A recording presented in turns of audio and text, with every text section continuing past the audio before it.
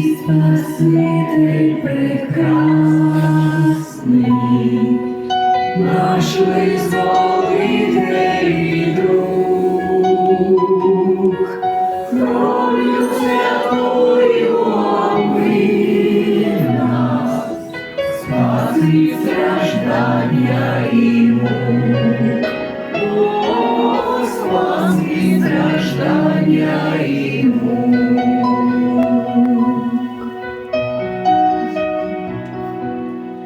Ти наш порадник і пастир,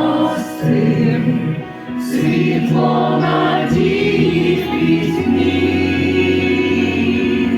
сили зміцни, щоб не впасти, тим, хто втомився в житті. О, тим, хто втомився в житті.